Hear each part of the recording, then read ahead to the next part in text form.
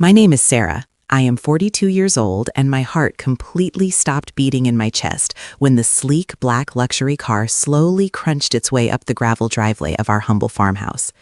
The thick dust of the late summer afternoon swirled around the expensive tires, creating a jarring, almost offensive contrast against the simple, weathered wood of our porch where I stood, holding a heavy basket of freshly picked tomatoes.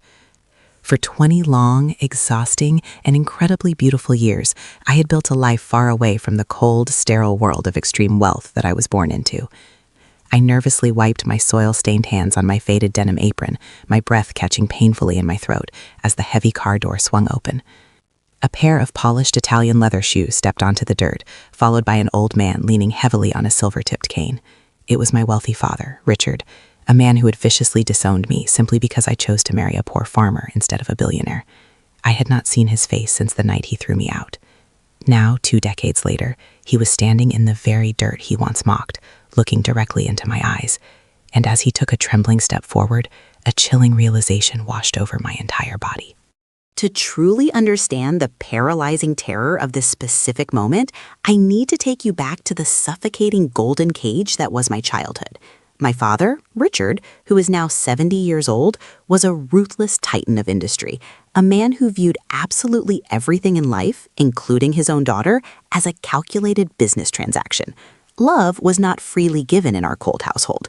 It was a commodity earned through strategic social friendships and unquestioning obedience to his grand master plan for my future.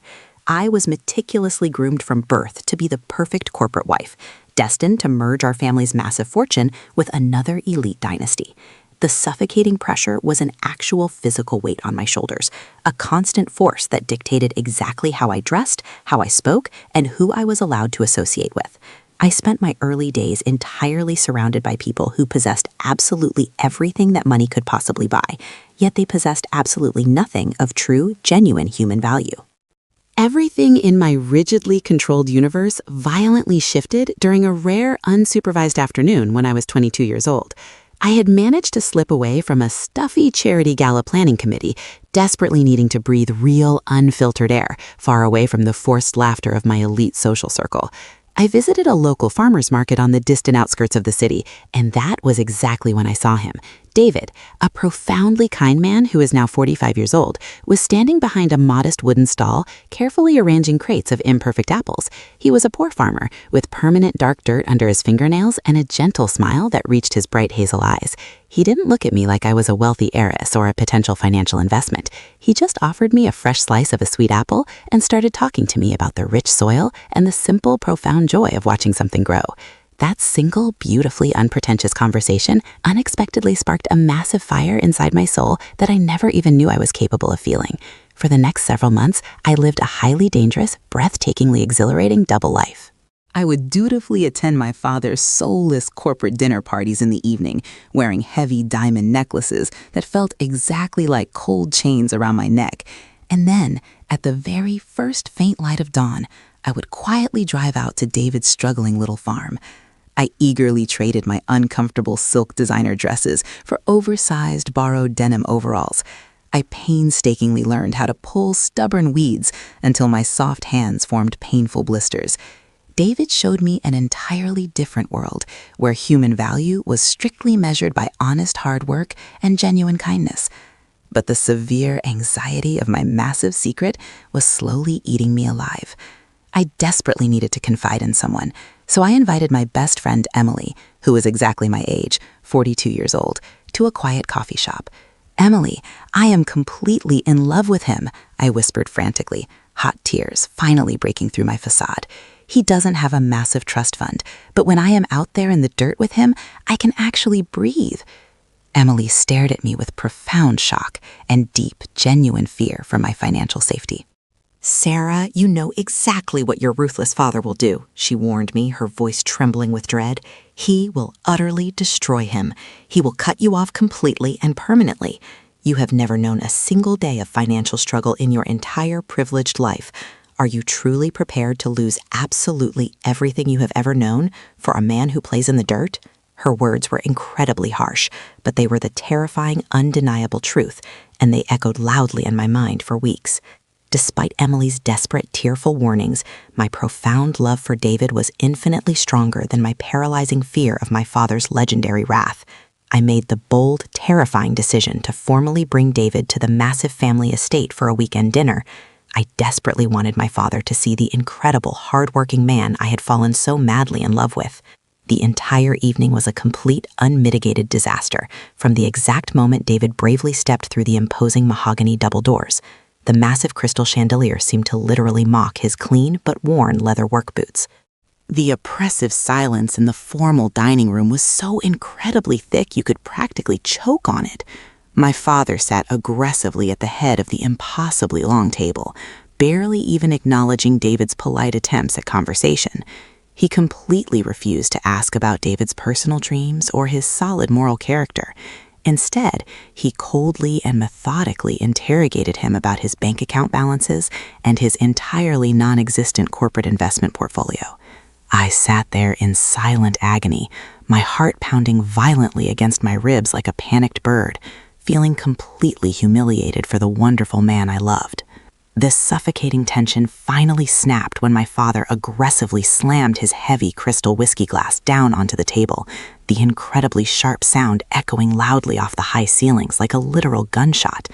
"This is an absolute, unforgivable insult to my legacy," my father spat venomously, looking directly at David as if he were a literal disease. "You honestly think you can just walk into my house with mud on your cheap shoes and claim my daughter?"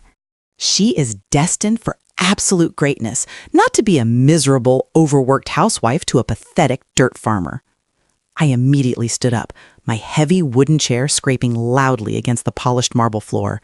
I was trembling violently from head to toe, but for the very first time in my entire existence, I finally found my true voice. "He is absolutely not pathetic," I screamed at the top of my lungs, hot tears streaming down my flushed cheeks. "He is a far better man than you will ever possibly be. He actually possesses a beating heart, a beautiful soul, something this cold, dead, miserable house has never, ever seen." The heavy silence that immediately followed my explosive outburst was absolute, incredibly heavy, and deeply terrifying. My father slowly rose from his grand chair, his cold eyes completely devoid of any paternal warmth or basic human empathy.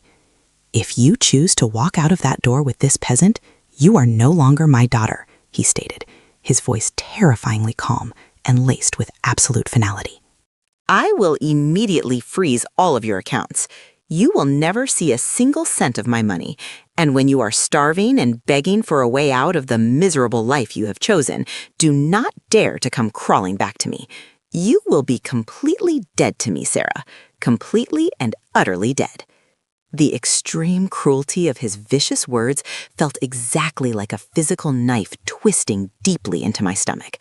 I looked at David, who quietly offered me his rough, beautifully calloused hand. I didn't even hesitate for a fraction of a second. I took his strong hand, turned my back on the massive mansion, on the billions of dollars, and proudly walked out into the freezing, pouring rain without ever looking back. The crushing, terrifying reality of my monumental decision crashed heavily into me the very next morning when I slowly woke up in David's incredibly small, terribly drafty farmhouse. There was no uniformed maid to bring me a hot breakfast, no sophisticated central heating system to warm the freezing floorboards beneath my feet. My expensive phone was completely dead, and when I finally managed to charge it, I saw the endless string of banking notifications officially confirming that my trust funds had been completely drained and permanently closed. I was officially, entirely, and terrifyingly broke. I sat alone on the edge of the lumpy mattress, wrapping a thin woolen blanket tightly around my violently trembling shoulders, and sobbed uncontrollably until my lungs physically burned. The sheer magnitude of what I had just done was completely overwhelming. I had absolutely no practical, real-world survival skills. I didn't even know how to cook a basic meal or how to manage a tight budget. A massive wave of profound, paralyzing panic washed entirely over me. Had I just made the most colossal, life-ruining mistake of my entire life? Was my cruel father actually right? Would I end up a miserable, broken woman entirely consumed by deep regret and unimaginable financial ruin, exactly as he had aggressively promised? David quietly found me crying hysterically in the small bedroom. He didn't offer me any empty platitudes or make false promises that everything would magically be easy. He just sat gently beside me on the bed, wrapping his incredibly warm arms tightly around my shaking body, and held me with a fierce, protective grip. "We really don't have much, Sarah," he whispered softly into my messy hair, his deep voice acting as a steady, grounding anchor in my terrifying sea of panic. "But what we absolutely do have is real. It is entirely ours. We will stubbornly build a beautiful life together, brick by painstaking brick, seed by tiny seed. I promise you, with everything I am, I will work until my hands physically bleed to keep you safe and warm," he continued. His words were so completely devoid of the toxic manipulation I was so deeply used to. I looked up into his honest eyes and saw absolutely nothing but pure, unyielding devotion. In that exact moment, I made a silent, unbreakable vow to myself. I would absolutely not let my father's cruel prophecy come true. I would stubbornly force myself to learn, adapt, and prove that I was strong enough to survive in the real world. The incredibly difficult first 5 years were a grueling, absolutely brutal lesson in extreme daily survival. The romanticized fantasy of living peacefully on a farm incredibly quickly faded into the exhausting, painful reality of endless, back-breaking physical labor. My long days began hours before the sun came up, stumbling blindly out of bed in the pitch-dark, freezing cold to help David carry heavy buckets to feed the demanding animals. I slowly learned how to forcefully chop thick wood, my soft hands quickly covered in painful, bleeding blisters that agonizingly turned into permanent calluses. I painstakingly learned how to stretch a single dollar bill until it practically screamed, repeatedly making massive pots of cheap vegetable soup that we would force ourselves to eat for 5 exhausting days straight. I vividly remember standing at the small kitchen sink one brutal winter evening, furiously scrubbing a rusted pot with freezing cold water because our old water heater had finally died. My back was screaming in absolute agony, and for a fleeting, shameful second, the alluring image of my old, luxurious life flashed through my exhausted mind. But then David walked into the kitchen, covered in snow, gently carrying a tiny, freezing newborn calf to warm it by the fire, and my tired heart swelled with a fierce, protective love that absolutely no amount of money could ever possibly buy. We faced devastating summer droughts and terrifying unpaid bills, but we fought for our financial survival united against the entire world. During those intensely difficult years, Emily remained my absolutely only connection to the luxurious world I had left behind. She cautiously drove out to visit us one beautiful autumn afternoon, carefully maneuvering her expensive sports car around the massive muddy potholes in our long dirt road. She stepped out wearing designer clothes that looked entirely alien against the rustic backdrop of our old wooden barn. We sat quietly together on the porch, drinking cheap instant coffee. She looked closely at my heavily calloused hands and the deep, permanent, exhausted lines forming around my eyes. "Sarah, you look so incredibly tired," she said, her voice laced with profound pity. "Your father is still incredibly angry, but I honestly think if you just swallowed your pride and begged for his forgiveness, he might actually let you come back."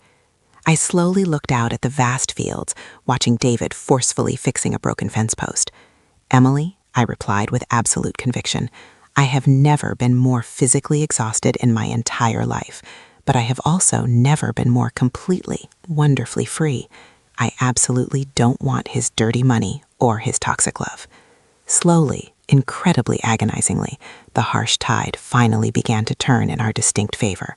Our meticulously grown organic produce officially started gaining a fiercely loyal reputation, and the suffocating weight of imminent financial ruin officially began to lift, beautifully replaced by profound security. The absolute greatest, most unimaginable joy of my entire life arrived when I was exactly 24 years old. Our incredibly beautiful daughter, Lily, who is right now a highly vibrant, incredibly intelligent 18-year-old young woman, was officially born on a wonderfully warm spring morning. Holding her perfectly fragile body tightly against my chest for the very first time completely washed away any lingering doubts I had ever buried deep inside my soul. I fiercely swore to her right then and there that she would absolutely never feel the terrible coldness of transaction that I grew up with. She would happily grow up with dark dirt on her knees, the warm sun on her face, and the absolute certainty that she was intensely valued for exactly who she was inside. The next 2 incredible decades practically flew by in an absolute blur of muddy rain boots, bountiful autumn harvests, and deeply peaceful evenings sitting intimately together on the porch. Our once struggling farm beautifully grew into a highly respected, entirely thriving local business. I often found myself quietly looking in the bathroom mirror, openly seeing the deep wrinkles forming around my eyes and the distinct gray hairs appearing at my temples, and feeling absolutely nothing but immense, overwhelming pride. Every single line on my aging face was a visible testament to a difficult battle fought and won, entirely fueled by love and absolute determination. The ghost of my father had permanently lost its power. And then, this incredibly bizarre, entirely shocking afternoon happened. The sleek luxury car aggressively idling in my gravel driveway violently shattered the incredibly peaceful rhythm of my daily existence. As I stood completely frozen there, tightly clutching the heavy basket of red tomatoes, 20 long years of entirely deafening silence were instantly broken. When Richard finally stepped out of the dark car, leaning incredibly heavily on his expensive cane, the absolute shock completely paralyzed my vocal cords. The towering, completely invincible corporate giant of my childhood memories was entirely gone. In his absolute place stood an incredibly old, terribly frail, desperately tired man. His tailored suit hung incredibly loosely on his rapidly shrinking frame, and his pale face was deeply etched with hollow lines of profound physical exhaustion and undeniable sorrow. He looked so incredibly fragile, like a simple gust of autumn wind could easily completely knock him entirely over, shattering the remaining fragments of his once terrifying persona. He slowly looked around our modest property, his tired eyes fully taking in the sturdy barn, the vibrant gardens, and finally intensely settling directly on me. The heavy silence violently stretched between us, incredibly thick and heavily loaded with 20 entire years of completely unspoken pain and absolute unresolved grief. "Sarah," he rasped quietly, his voice incredibly weak and violently trembling, lacking absolutely completely the booming command that used to make entire boardrooms tremble in fear. He took a remarkably slow, painful step directly toward the wooden porch. I absolutely didn't move a single inch. I didn't politely offer a welcoming smile, nor did I fearfully retreat into the safety of my home. I simply stubbornly stood my ground, my heavily calloused hands fiercely gripping the basket so tightly my knuckles turned completely white. "Exactly what are you doing here?" I asked him, my voice remarkably steady, betraying absolutely none of the emotional explosion currently happening inside my chest. I absolutely didn't call him Dad. That sacred title had been permanently revoked the exact night he violently threw me out into the cold. He visibly flinched slightly at my incredibly cold tone, his watery eyes dropping completely to the dirt-stained floorboards before slowly rising to meet my gaze once again. I desperately needed to see you," he whispered brokenly, a terribly desperate vulnerability heavily leaking into his fragile voice. 20 entire years, Richard?" I repeated slowly, a sharp, bitter laugh escaping my lips. "You missed my wedding. You missed the birth of your granddaughter. You missed watching me bleed and build a beautiful life without your money. And now you expect exactly what?" The deep anger that I truly thought I had successfully buried incredibly deep in the rich soil suddenly flared up with a sudden ferocious intensity. He leaned incredibly heavily on his silver cane, his thin hands shaking violently. "I am actively dying, Sarah," he blurted out suddenly, the terrifying words hanging heavily in the warm summer air like a toxic fog. "The expensive doctors say I have absolutely less than 6 months left. The aggressive cancer has completely spread everywhere, and I am completely, utterly alone." The horrific revelation hit me exactly like a massive physical blow, completely knocking the breath entirely out of my lungs. I intensely stared at him, trying to mentally process the absolute magnitude of his tragic confession. I have absolutely all the money in the entire world, he continued brokenly, hot tears spilling over his deeply wrinkled cheeks. I have massive mansions and bank accounts that stretch into the billions. But when the doctor gave me the terrible news, I suddenly realized I had absolutely no one to call. I spent my entire miserable life aggressively building an incredible empire of cold gold, and I tragically ended up sitting entirely alone, utterly terrified, he wept. I violently drove away the absolute only person who ever truly belonged to me because I was incredibly arrogant, entirely stupid, and completely blind to what actually mattered. Just exactly then, David slowly stepped out onto the porch, casually wiping dark engine grease from his strong hands. He absolutely didn't yell or aggressively demand the man leave. He just stepped up incredibly quietly directly beside me, powerfully radiating a profoundly calm strength, and gently placed his warm hand securely on the small of my back. A mere moment later, Lily came happily bounding around the side of the house, laughing brightly. Richard intensely looked at David, the incredibly good man he had cruelly called a pathetic present, and then he intensely looked at Lily. I clearly saw the absolute, intensely crushing realization entirely wash over his pale face. He clearly saw the immense warmth and the pure, completely unadulterated love that practically powerfully radiated from our incredibly humble family. I absolutely do not want your forgiveness, Richard wept loudly, his weak legs finally giving out as he dramatically collapsed directly onto his knees right there in the dusty gravel. I just desperately wanted to tell you that you were absolutely right.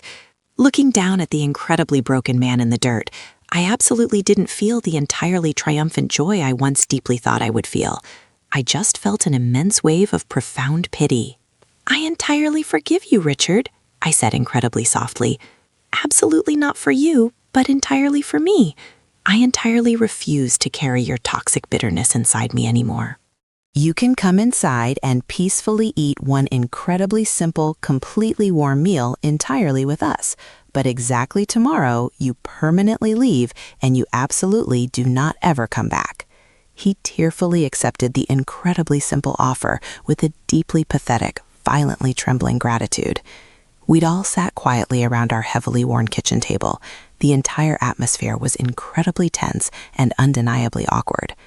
Richard mostly just stared intensely at his simple bowl of hot stew, quietly watching the exact way David and I constantly exchanged deeply knowing looks, entirely watching the exact way Lily incredibly confidently talked about her day.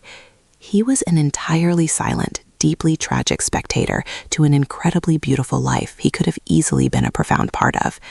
When the incredibly quiet meal was finally over, he incredibly slowly stood up, entirely thanked us, and slowly walked exactly out the front door. We quietly stood together on the porch and intensely watched exactly as his sleek luxury car slowly backed exactly out of our long dirt driveway, completely taking the entirely isolated billionaire exactly back to his incredibly cold, empty world. As I peacefully leaned entirely back into David's incredibly warm embrace, a profoundly immense sense of absolute peace completely washed over my entire soul.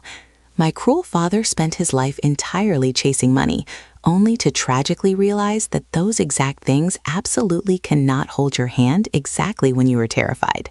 I entirely found a deep wealth so incredibly pure that absolutely no amount of money could ever possibly buy it. The incredible beauty of absolute simplicity is exactly that. It entirely strips away absolutely everything fake, leaving only the entirely genuine truth of profound human connection.